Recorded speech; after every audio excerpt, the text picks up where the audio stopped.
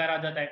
तो अब हम देखेंगे फ्रीडम ऑफ मूवमेंट। तो फ्रीडम से मतलब आज़ादी और मूवमेंट मतलब कि एक जगह से दूसरी जगह मूव करना। तो ठीक है, so freedom entitle every citizen to move freely throughout the territory of India, ठीक है, या फिर कंट्री जो हम बोले। तो यह स्वतंत्रता प्रत्येक नागरिक को देश के पूरे क्षेत्र में स्वतंत्र रूप से घूमने का अधिकार देती है। तो उसके अंदर वो क्या कर सकता है कि he can move freely from one state to another and from one place to another within a state। तो वो एक राज्य से दूसरे राज्य में भी जा सकता है या फिर एक राज्य के भीतर एक स्थान से दूसरे स्थान पर भी स्वतंत्र रूप से जा सकता है।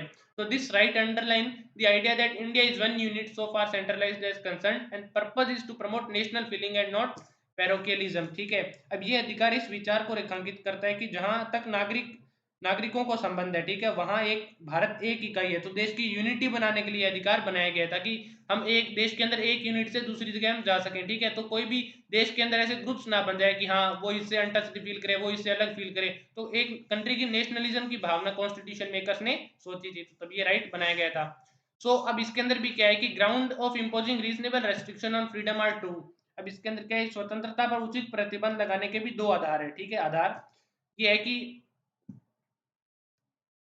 interest of general public and protection of interest of any scheduled tribe, entry of outsider in tribal area is restricted to protect the distinctive culture, language and customs।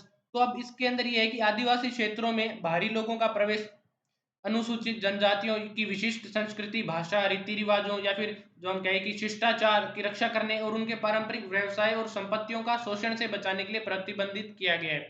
ये जो लाइन है इसके अंदर ये कहते हैं कि मतलब आप फ्रीडम ऑफ मूवमेंट है, आप कहीं से भी कहीं भी जा सकते हो, लेकिन कुछ ऐसे ट्राइबल एरिया, कुछ ऐसे एरिया है जहाँ आपको जाने के लिए मना है, ठीक है, वहां पर जाने के लिए आप प्रतिबंधित हो, ठीक है। सो वो इसलिए है क्योंकि वो उन जगह का कल्चर है, उन जगह का डिस्टिंक्टिव है। तो ट्राइबल एरिया में अगर आप जाओगे तो आप हो सकता है कि उनका जो कल्चर है उसको आप इफेक्ट कर दो, वहां के लोग आपको देखकर खुश ना हो, ठीक है, वो अपने में ही खुश हो। सो उस जगह पर भी प्रतिबंध लगाए गए हैं। जैसे जो नेशनल फॉरेस्ट एरिया, कुछ ऐसे रिजर्व एरियाज होते हैं जहाँ भी आप नहीं जा सकते, तो उसके अंदर कुछ ये हो गए एक्सेप्शंस हो गए।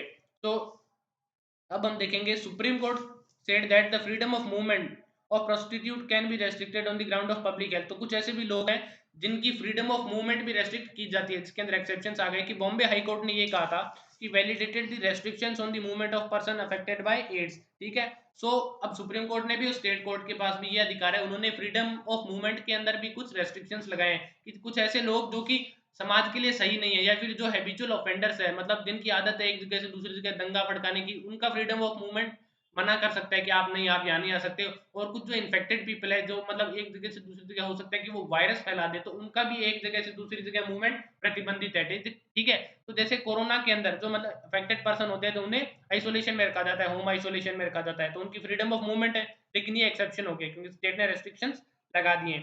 तो फ्रीडम ऑफ मूवमेंट के भी दो डायमेंशन है, एक तो internal right to move inside the country, एक external right to move outside the country and come back to the country. So internal से हम क्या समझते हैं कि फ्रीडम ऑफ मूवमेंट के दो डायमेंशन है, दो तरीके हैं इसके। एक तो इंटरनल होता है कि आप देश के अंदर एक जगह से दूसरी जगह जा सकते हैं, एक होता है एक्सटर्नल कि आप कंट्री से भी बाहर जा सकते हैं और दूसरी कंट्री में जा सकते हो, एक कंट्री से दूसरी कंट्री और फिर वापस भी आ सकते हो। तो जो आर्टिकल जो 19 है, ठीक है, वो सिर्फ प्रोटेक्ट करता है पहले वाले को, इंटरनल डायमेंशन को, कि आप कंट्री के अंदर एक से दूसरी जगह जा सकते हो।